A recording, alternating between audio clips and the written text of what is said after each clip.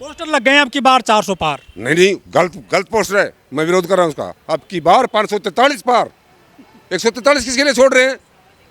अपने मित्रों के लिए। 543 पार, बट बैलेट पेपर से ईवीएम बैन होगी। बैलेट पेपर से 543 ले जाओ, हमें कोई दिक्कत नहीं है। और मैंने आज तक मोदी जी को वोट नहीं दिया है, लेकिन बैलेट पेपर ले आएंगे तो मैं आपके चैनल पर देशवासियों के सामने कसम खा रहा हूँ, मैं वोट करूँगा मोदी जी को बैलेट पेपर से। ना विश्वास कैसे है भाजपा वालों को कि 400 पार इस बार? मैं माने, और फिर मैं कह रहा हूँ, ये 143 क्यों छोड़ रहे हैं? किसके लिए छोड़ रहे हैं? 543 पार अब की बार है ना भाइयों, है ना? मशीनों पे पहले तैयारी कर रखी है ना। 543 भी ले सकते हैं। 19 लाख मशीन गायब है, बॉम्बे हाईकोर्ट में मुकदमा चल रहा है। कैसे विश्वास है कि 400 पार हो जाएंगे? इनके पास कौन सी जड़ी बूटी है? कौन सा अलादीन का चिराग है इस बार? ईवीएम मामी चोर है, 543 पार भी हो सकती हैं। ठीक है, पागल हो रहा पूरा यूपी को बंधक बना रखा। कावड़ यात्रा चल रही है, अगर कावड़ लाओगे तो फूल बरसाए जाएंगे, नौकरी मांगोगे तो लाठियां पड़ेंगी। ये है बहनों भाइयों नया भारत। टीसीएस की भी परीक्षा जो रद्द कर दिया 17 मार्च को होने वाली थी। बहनों भाइयों, यही तो नया भारत है। आपको गुलाम कैसे किया जाएगा? आपको 5 किलो राशन पर रखा जाएगा पूरे भारत को। बंचो थोट में लिखा है गुरु गोलवलकर ने कि देश का रुपया, पैसा, धन, ज़्यादा ज़मीन सब कुछ 5% के पास होनी चाहिए, और 95% को सिर्फ 2 टाइम का खाना दो और उनके चूतरा पर डंडे मार कर काम लो। ये लिखा है। लेकिन मोदी जी ने तो कहा था कि मेरे पास सभी काले धन वालों की लिस्ट है, मैं उसको जो उजागर कर दूंगा। एसबीआई क्यों जारी नहीं कर रहा है डिटेल जो है इलेक्ट्रल बॉन्ड वालों की? ये सरकार का और एसबीआई का मिली भगत है। आपको पता है, एक जज साहब भी जो है ना रिजाइन दे करके बीजेपी ज्वाइन कर रहे हैं, उसके सारे फैसलों की समीक्षा होनी चाहिए। पिछले 5 साल में जितने फैसले दिए हैं माननीय जज साहब ने, उन फैसलों की समीक्षा होनी चाहिए। मेरा सुप्रीम कोर्ट से आग्रह है कि उसके सारे जजमेंट की समीक्षा करें। क्यों डर रहे हैं? क्या छुपाना चाह रहे हैं देश से? आरटीआई को कमज़ोर कर दिया है, सुप्रीम कोर्ट को आंकड़े नहीं दे रहे। इससे साफ जाहिर है कि ये डकैती है। तो एसबीआई ने कहा तो है कि हम जो है जून तक दे देंगे ये ब्यौरा। हाँ, 25 मई तो टारगेट डेट है ना। सरकार बन जाएगी जब तक इलेक्शन हो जाएंगे, और फिर बहनों भाइयों जो ना सरकार में आ जाएंगे, फिर ब्यौरा दे देंगे, या फिर भी कोई दबाव बना करके उस पर डेट मिलती रहेंगी। बेशर्मी की बात है देश के लिए। एक एक नागरिक को पता होना चाहिए कि इसमें कितना झोल है। ये बड़ा काम है, डिटेल निकालने का थोड़ा टाइम तो लगता है। एसबीआई को टाइम देने में क्या दिक्कत है? पत्रकार महोदय, आप शायद कम जानकारी रखते हैं। हमारे माननीय प्रधानमंत्री जी ने डिजिटल भारत, डिजिटल इंडिया कहते कहते थके नहीं थे। एक उंगली मारेंगे डिजिटल इंडिया के थ्रू और 1 मिनट में डाटा बाहर, अगर ईमानदारी हो तो। एसबीआई जो डिटेल नहीं दे रहा है इलेक्ट्रल बॉन्ड की, क्या आपको भी लगता है कि काला धन हो सकता है, नाम उजागर हो जाएंगे काले धन वालों के? मान्यवर माननीय प्रधानमंत्री जी ने कहा था, बहनों भाइयों 100 दिन में काला धन आ जाएगा और 15-15 लाख सबके खाते में आ जाएंगे। याद है वो नारा? काला धन लाएंगे नहीं, काले धन वाले 29 गुजरातियों को वो सेफ रास्ता दे दिया कि आप जाइए, हम भी आ रहे हैं पीछे पीछे। 29 गुजराती देश छोड़ के चले गए, और अभी शायद 2 महीने पहले ही सुभाष चंद्रा का 6000 करोड़ रुपए माफ़ किया है। और सुभाष चंद्रा के चैनल में कोई रमेश चंद्रा है जो आर्टिकल 19 वाले ने, नवीन ने उसका पत्रकार का जो है ना इंटरव्यू लिया है, 86 मिनट का 85 मिनट का इंटरव्यू है, उसको ध्यान से देखना। जीनत सिद्दीकी को कैसे जो ना उसके साथ रेप करने की कोशिश की गई मीटिंग के बहाने, वो कैसे जान बचा कर निकल कर आई है। मैं उसको सलाम करता हूँ जीनत सिद्दीकी को। कुछ लोग जो है एसबीआई पर सवाल निशान लगा रहे हैं कि डिटेल नहीं दे रहे हैं समय पर ये चुनाव आयोग में। तो चोरी पकड़ी जाएगी ना, इसलिए नहीं दे रहे। लेकिन एक बात के लिए धन्यवाद, आज मोदी जी को 4% डीए दिया है। सरकारी कर्मचारियों को 4% डीए घोषणा की है, उसके लिए सरकार को बहुत बहुत बधाई। लेकिन ये चुनावी स्टंट है। क्या बताया अखबार के मुताबिक?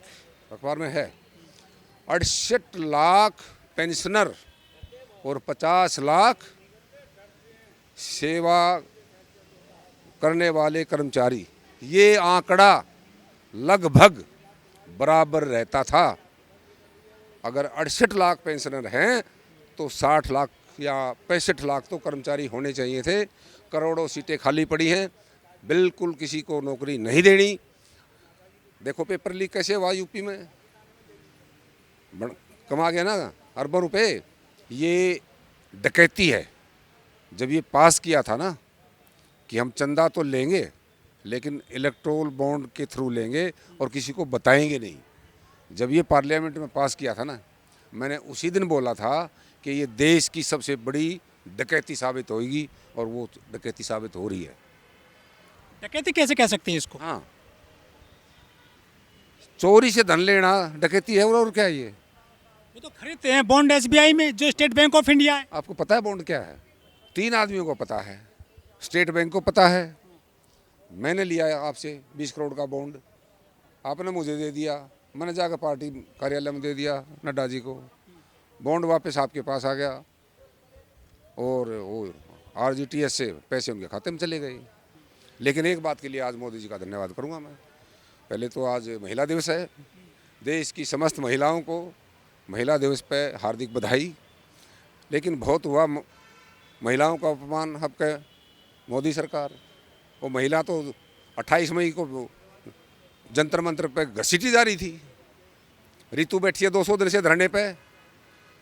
ये तो काहे का महिला सम्मान की बात करते हैं। इन्होंने हमारी माननीय राष्ट्रपति जी का सम्मान नहीं किया, ना संसद के उद्घाटन में बुलाया, ना राम मंदिर का उद्घाटन रामनाथ कोविंद जी को बुलाया। ये राष्ट्रपति तक जी का भी जो ना सम्मान नहीं करते, इनसे क्या उम्मीद करोगे आप? बीजेपी का कुनबा बड़ा होता जा रहा है, सरकारी नौकर भी जा रहे हैं, विपक्षी पार्टियों के लोग भी जा रहे हैं बीजेपी में। मजबूत पार्टी बन गई है पूरे देश में, दुनिया में। वो तो बड़ी देश की वर्ल्ड की सबसे बड़ी वॉशिंग मशीन है ना, कि सारे चोर चोर इधर आ जाओ, गंगा जल का छिट्टा मारेंगे साफ, सारे अपराधी साफ। पार्टी तो बड़ी होगी। देश को पागल किया जा रहा है धर्म के नाम पे। 22 तारीख को प्राण प्रतिष्ठा कर दी, पत्थर में प्राण डाल देते हैं। ये कान से इनके मैल से बच्चे पैदा हो जाते हैं, खीर खाने से बच्चे पैदा हो जाते हैं। क्या क्या याद दिलाऊं मैं आपको? आज महाशिवरात्रि शिवलिंग की पूजा की जा रही पूरे देश दुनिया में। शर्म नहीं आती है कहते हुए लिंग की पूजा? कबारी लड़की भी पूजा कर रही है शिवलिंग की, शादीशुदा वाली भी कर रही है।